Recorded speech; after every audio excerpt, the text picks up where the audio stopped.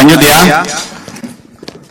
Mas Thomas ini pertanyaannya yang nggak mungkin dijawab gitu. Baik.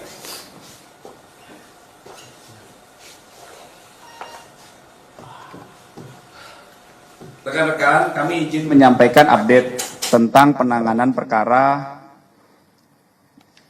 dugaan tindak pidana pencemaran nama baik dan atau fitnah dan atau manipulasi penciptaan, perubahan, pengerusakan informasi elektronik yang dianggap seolah-olah data yang otentik dan atau mengubah, mengurangi, melakukan transmisi, merusak, memindahkan, menyembunyikan suatu informasi elektronik milik orang lain. Ini bunyi pasal ya.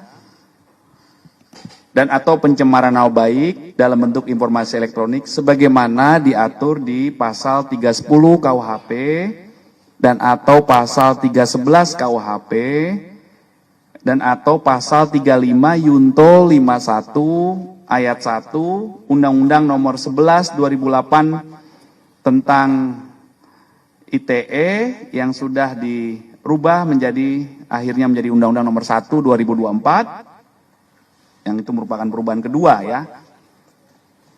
Jadi perlu kami sampaikan rekan-rekan bahwa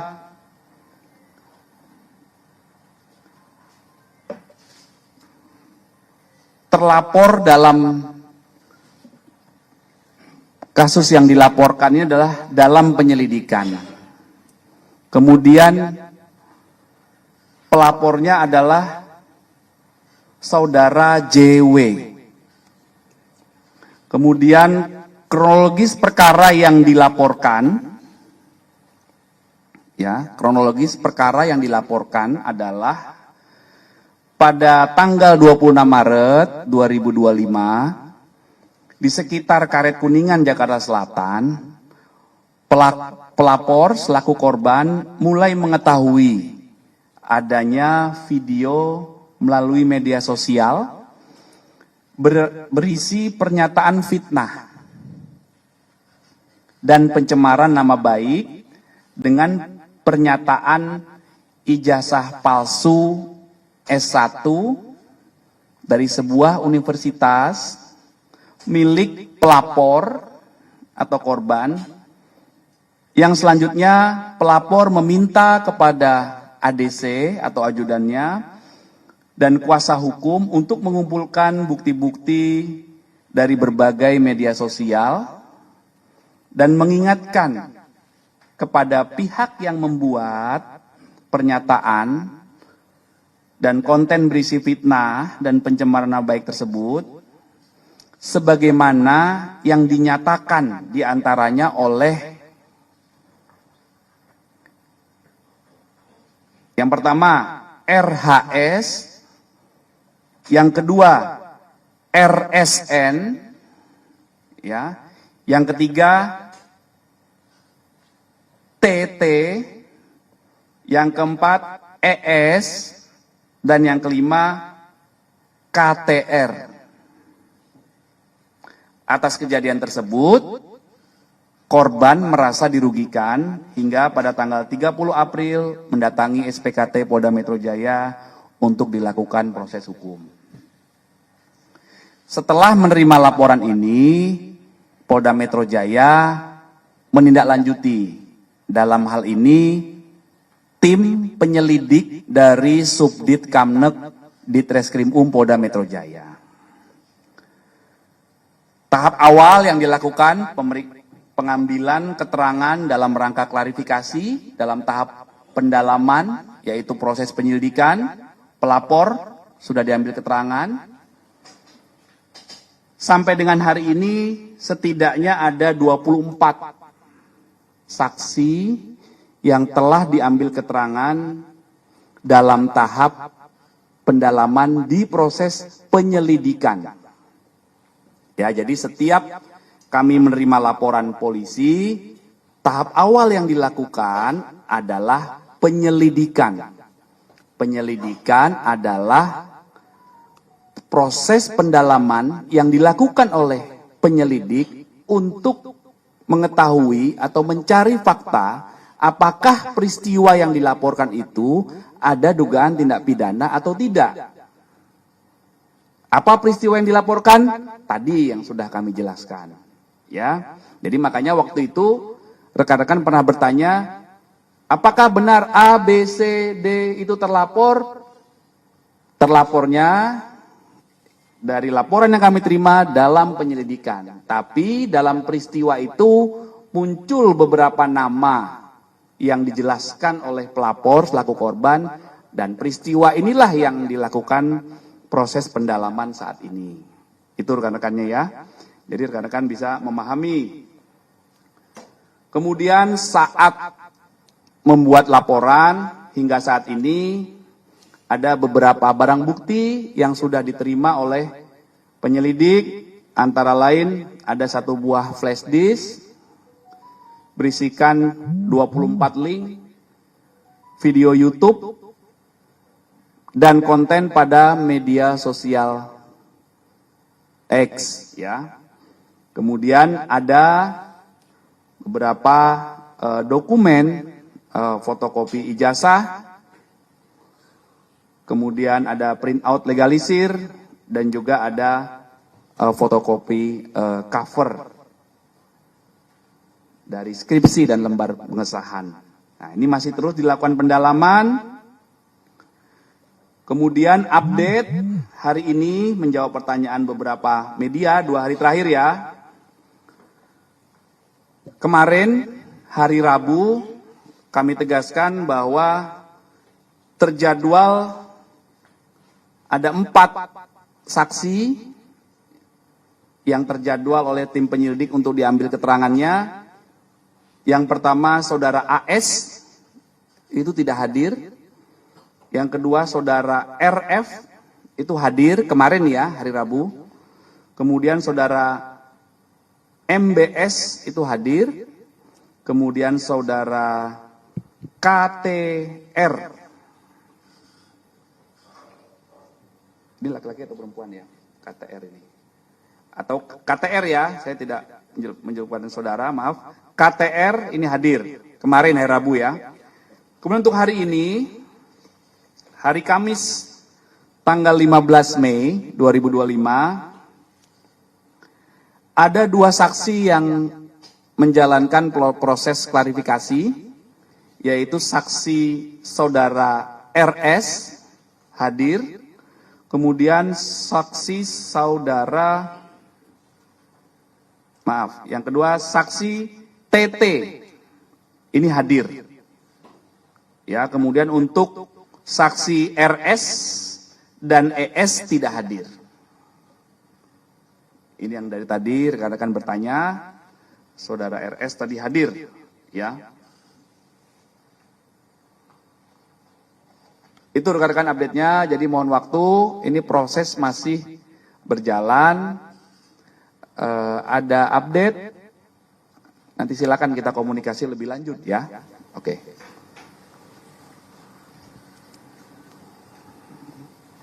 Ada pertanyaan? Iya. Berarti pihak kepolisian sudah mengantongi ijazah milik pelapor JW dan lembar pengasahan skripsi milik pelapor. Fotokopi. Tadi saya jelaskan fotokopi. Fotokopi ya. Oke. Ini masih tahap penyelidikan. Kemarin Pak Abraham Samad menyebutkan jika dirinya belum mendapatkan panggilan pihak kepolisian, dan juga dia merasa heran karena dihubungkan dengan kasus tudingan ijazah Jokowi ini. Dari kepolisian, apakah memang benar memanggil Pak Abraham Samad juga atau tidak, Pak? Penegasannya juga. Bentar ya.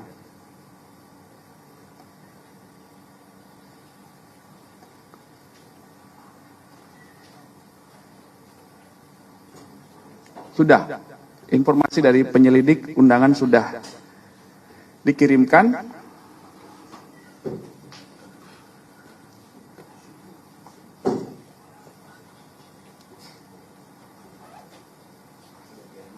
Saksi adalah orang berdasarkan fakta yang ditemukan oleh tim penyelidik. Jadi saat ini tahapnya namanya penyelidikan. Dan tahap penyelidikan ini, penyelidik mengumpulkan fakta-fakta dari pelapor, dari korban, kemudian saksi-saksi yang dijelaskan oleh korban, kemudian dari peristiwa utuh muncul saksi-saksi. Jadi siapapun yang dipanggil saksi oleh tim penyelidik, maka pasti dibutuhkan keterangannya untuk membuat peristiwa ini menjadi utuh di tahap penyelidikan awal. Ya, sekali lagi penyelidikan adalah upaya penyelidik untuk mengumpulkan fakta untuk menentukan apakah peristiwa yang dilaporkan oleh korban ini ada tindak pidana atau tidak. Nah, itu tahap awalnya dulu. Ya, oke. Ya, Mbak. Tadi kan ada beberapa saksi ini yang tidak hadir atau mangkir. Apakah kemudian akan dijadwalkan ulang? Dan selanjutnya ini ada saksi lain juga yang akan dipanggil untuk pemeriksaan? Ya, nanti itu penyelidik yang menjadwalkan. Ya, ada mekanisme pemanggilan lagi, penjadwalan ulang. Ada salah satu saksi juga komunikasi dengan penyelidik. Ada yang menyampaikan sakit, nanti disesuaikan lagi waktunya. Bisa dilakukan komunikasi, ya. Ini ada dugaan saksi lain yang akan dipanggil juga atau dari nama-nama itu saja? Nanti kami pastikan, ya. Oke. Pak, kalau dari Polda sendiri akan seperti Barreskrim kira-kira. Kami kan tuduhan ijazah palsu, Pak, akan diperiksa juga nggak, Pak, keautentikan ijazah palsunya si pelapor, Pak?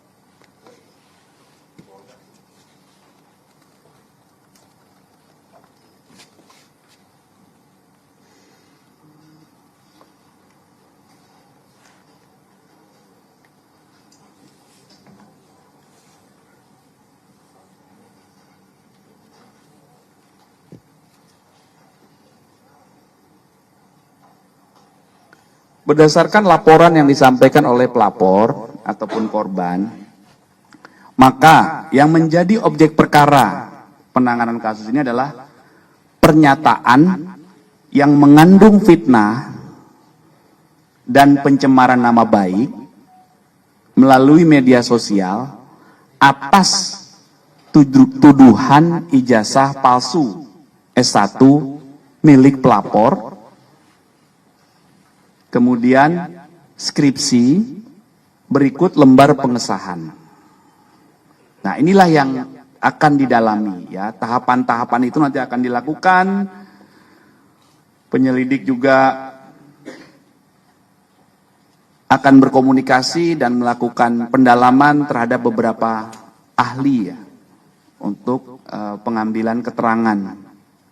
Karena proses penyelidikan itu adalah tadi untuk membuat terang atau melengkapi fakta apakah peristiwa yang dilaporkan itu merupakan tindak pidana atau bukan. Yang kedua, itu adalah merupakan proses pengumpulan fakta-fakta, barang bukti, dan alat bukti. Ya, sehingga beberapa barang bukti nanti akan diuji, beberapa alat bukti dikumpulkan, makanya nanti membutuhkan keterangan beberapa ahli. Ya, tuh update-nya rekan-rekan. Izin Pak, ada beberapa pertanyaan. Yang pertama, ini kan tadi kan udah ada yang selesai diperiksa ya Pak. Nah, dan Bapak tadi menjelaskan kalau dalam laporannya itu memang disebutkannya terapornya adalah dalam lidik ya Pak ya. Iya. Tapi kemudian ingin meminta penegasan aja, apakah nama-nama yang diperiksa hari ini itu keluar setelah ada dari pihak pelapor menyampaikan kalau mereka inilah yang terkait dengan yang peristiwa yang tadi disebutkan. Itu yang pertama. Yang kedua, saya jawab satu-satu. Iya. Jadi nama-nama ini muncul di kronologi perkara di laporan polisi yang dibuat oleh pelapor. Berarti udah disampaikan memang dari pelapor itu ngasih tahu mereka ini gitu ya Pak ya? Iya. Namun tidak menunjuk siapa terlapornya. Jadi paham ya? Jadi seperti gini analoginya. Korban kehilangan motor. Dia belum tahu siapa pencuri motornya.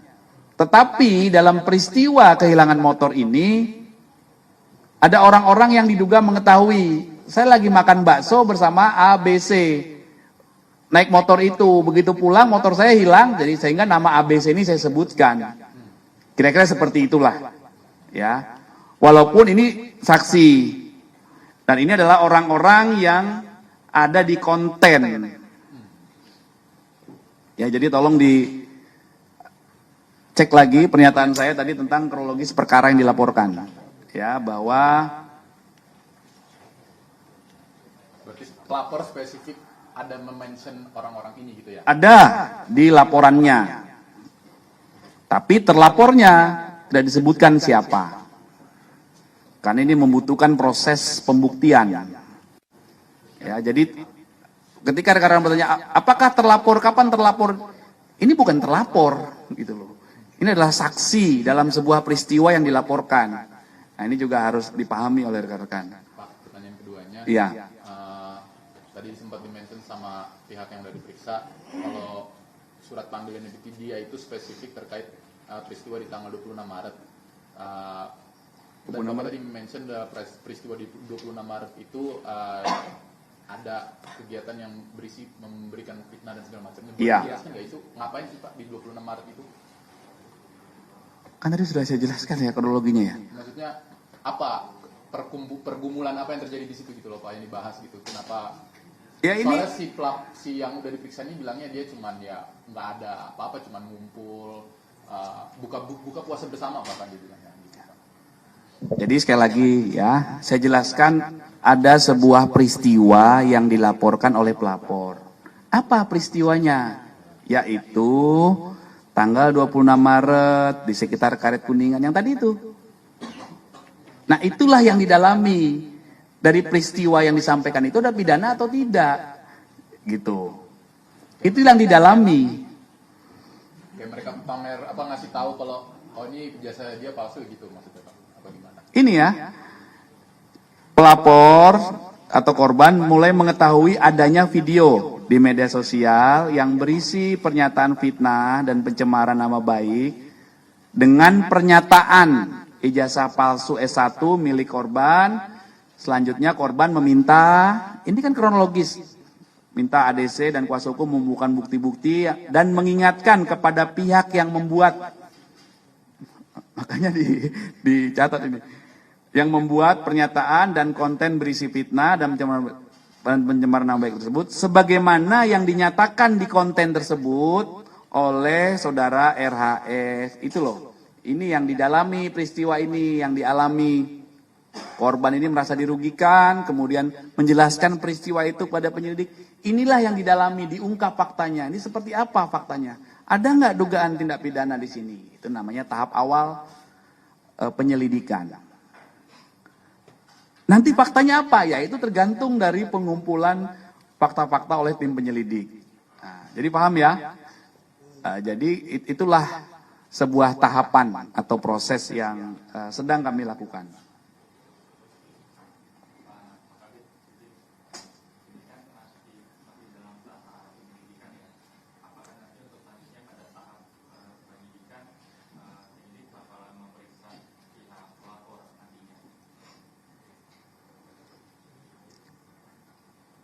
Sudah pasti ya. Jadi tahapan penyelidikan itu diperiksa, klarifikasi, nanti fakta-fakta dikumpulkan, kemudian dilakukan gelar perkara, ditentukan hasil gelar perkara berdasarkan alat bukti dan barang bukti yang dikumpulkan, ada nggak dugaan tindak pidana?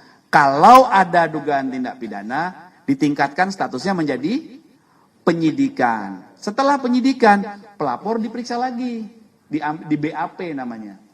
Diambil keterangan berita acara pemeriksaan sebagai saksi dalam tahap penyidikan. Diulangi lagi nanti semua saksi diperiksa lagi.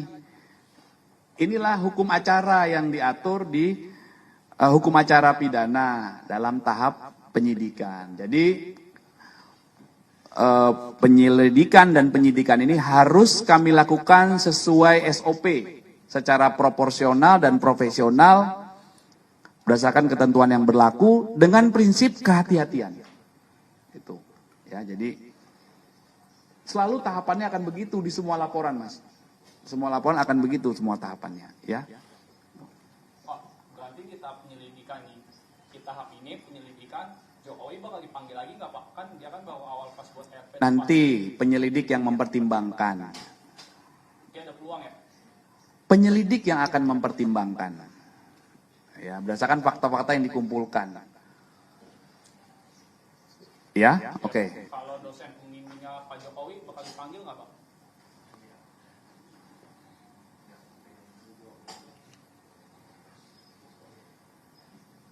Dosen pembimbingnya. Iya Pak, kan kemarin sempat upload. Nanti kami cek, ya. Kami cek ke penyelidik ya.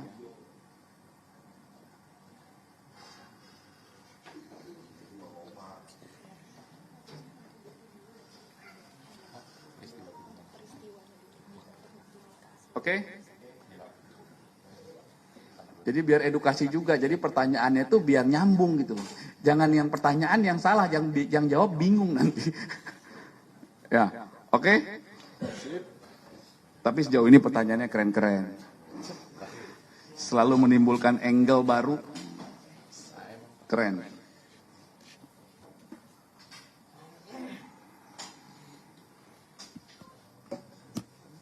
Iya. Oke? Boleh nanti kalau ada yang kurang jelas boleh ditanyakan. Tapi kalau kadang terlambat itu kami butuh waktu verifikasi. Saya diajarin Mas Thomas sama Mas Adi, akurasi lebih penting Pak, hati-hati. Akurasi lebih penting dibanding kecepatan menjawab. Benar nggak? Terima kasih rekan-rekan, hati-hati di jalan ya. Oke, terima kasih. Adi itu mah bahasa Adi, Pak.